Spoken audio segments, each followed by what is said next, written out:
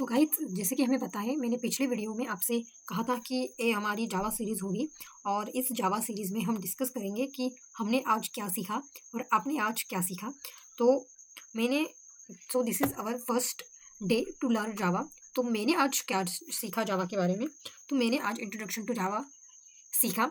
Obviously जावा हम अब study कर रहे हैं, तो पहले जान लेते हैं कि जावा एक्चुअली है क्या, क्यों हमें इसको सीखना चाहिए। ठीक है, तो मैं डायरेक्टली आ गई डॉक्यूमेंटेशन पे। मैंने डायरेक्टली डॉक्यूमेंटेशन ओपन किए, क्योंकि डायरेक्टली ट्यूटोरियल्स पे जाने से पहले, एक बार ट्यूटोरियल से जाने से पहले हम डॉक्यूमेंटेशन को पढ़ लेते हैं। और मैंने फर्स्ट जावा का ओरेकल का डॉक्यूमेंटेशन ओपन किया था, पर उसमें मुझे कुछ ज़्यादा समझ नहीं आया, इसलिए मैं गिग्स फॉर गिग्स पे आ गई। तो चलिए देखते हैं इंट्रोडक्शन टू जावा। तो यहाँ पे इन्होंने बताया कि Java is high level object oriented programming language है। तो object oriented programming language means it's reusable code. So JavaScript, Python, it's not the object oriented programming language. Java, C, C++. This is the object oriented language. So 1995 में इसे develop किया गया था, ये हम यहाँ पे देख सकते हैं। देन ए JVM के थ्रू रन होती है। आप यहाँ पे सब मतलब पढ़ ही सकते हैं कि यहाँ पे बहुत अच्छे से बता रखा है कि क्यों यूज़ करते हैं, क्या है, वेब डेवलपमेंट में कैसे सपोर्ट करते हैं, कौन से फ्रेमवर्क है।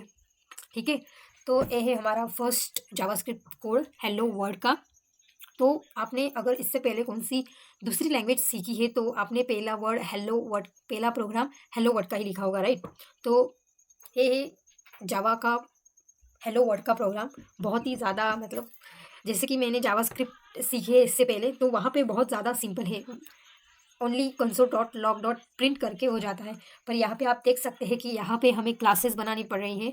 यहाँ पे एक क्या है, मेन फंक्शन हमें बनाना पड़ रहा है और हेलो वर्ड फिर यहाँ पे जाके वो प्रिंट होगा, क्योंकि ऑब्जेक्ट ओरिएंटेड प्रोग्रामिंग लैंग्वेज है। Object oriented programming language means function and classes होती है बेसिकली। मतलब हम आगे जाके पढ़ेंगे इसके बारे में और डिटेल में।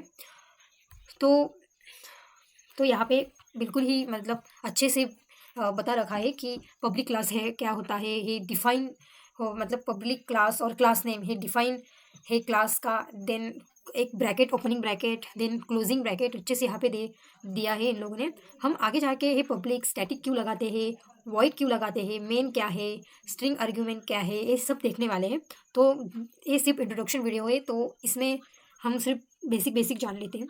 तो ये है JVM का, इसके बिना जावा रन होना इट्स इम्पॉसिबल। तो इसको देख लेते हैं कि क्या है JVM मतलब जावा वर्चुअल मशीन। तो ये क्या करता है, ये देखिए, ये मुझे बहुत ज़्यादा इंटरेस्टिंग लगी, क्योंकि जब तक हम किसी लैंग्वेज को जब सीखते, जब तक हमें उसका बैक ऑफ कोड मतलब behind the scene of this whole process नहीं पता चल जाता, कि जब हम ये लिख रहे हैं तो यहाँ से कहाँ जा रहा है, फिर कहाँ जा रहा है, जब तक ये हमें नहीं पता चलता तो उसमें थोड़ा सा इंटरेस्ट हमें नहीं रहता, या उसको जब जान लेते हैं तो इंटरेस्ट ज़्यादा बढ़ जाता है। तो हम जब लिखते हैं तो हाँ, हमें एक अंडरस्टैंडिंग रहती है, एक रहता है दिमाग में कि हाँ, हम अब दो यहाँ से यहाँ जाएगा, फिर यहाँ से यहाँ जाएगा। जब हम प्रॉब्लम सॉल्व करते हैं ना, तो ये जो मेथड है ना, वहाँ बहुत ज़्यादा काम आती है। ठीक है, तो आप मुझे ऐसा मतलब बोल रहे होंगे कि आप भी हमारे साथ ही पढ़ रही हो, तो आपको ये कैसे पता कि आगे जाके ये प्रॉब्लम होगी। क्योंकि मैंने ना जावास्क्रिप्ट पढ़ के रखी है, मैंने वेब डेवलपमेंट करके रखा है, तो वहाँ पे मुझे थोड़ा आइडिया है कि हाँ, ऐसा होता है। अगर हमें बिहाइंड द सीन ऑफ पता है तो चीज़ें आसान हो जाती है। ठीक है, तो ये मुझे बहुत जो एक्सप्लेन किया है गिग्स फॉर गिग्स ने, वो बहुत बढ़िया लगा। देखिए, तो यहाँ पे हेलो वर्ड का मतलब है प्रोग्राम हमने लिखा है हेलो वर्ड का, देन वो कहाँ पे जाता है, जावा कंपाइलर में। जावा कंपाइलर से जाता है हेलो वर्ड डॉट क्लास में और जाता है JVM में। तो JVM उसे बाइनरी में कन्वर्ट करके फिर प्रोग्राम हमें रन करके आउटपुट दिखाता है।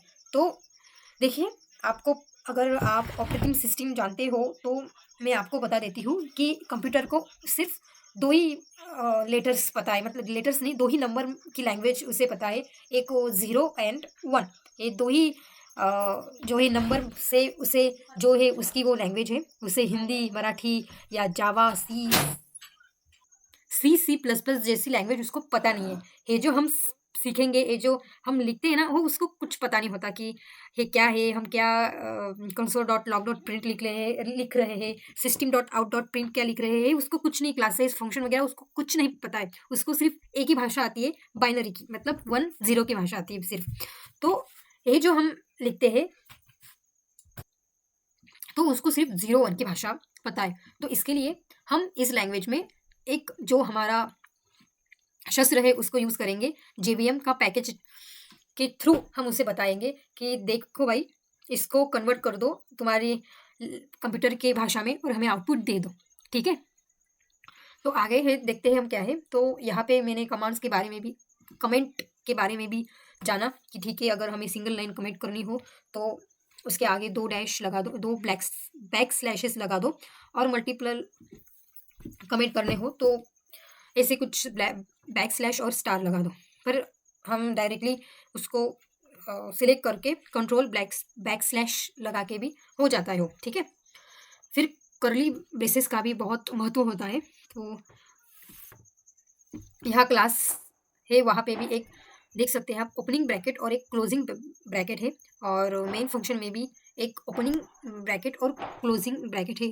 मतलब अगर आप मेन में कुछ लिख रहे हैं, मतलब मेन में आपने लिखा this is inside the block, और तो इसका एक्सेस ए नहीं ले पाएगा, मतलब वॉइड, मतलब मेन इसका एक्सेस नहीं ले पाएगा क्योंकि वो क्लास में है, और है जो है मेन फंक्शन में है। ये भी हम आगे जाके देखने वाले हैं, आगे जाके देखेंगे। देन यहाँ पे उन्होंने दे के रखा है कि क्या कर सकता है जावा एंड्रॉयड डेवलपमेंट में यूज़ होता है, और वेब डेवलपमेंट अगर आपको जावा में करनी है तो उसके लिए फ्रेमवर्क है स्प्रिंग बूट्स, ये जो फ्रेमवर्क है। देन कुछ लाइब्रेरीज है GUI एप्लीकेशन के लिए।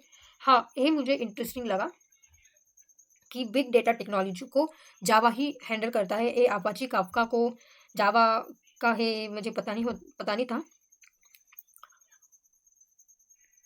सो जावा इसे मतलब यहाँ भी यूज़ होती है AWS एश्योर में, आपको पता ही होगा है क्या है, ठीक है।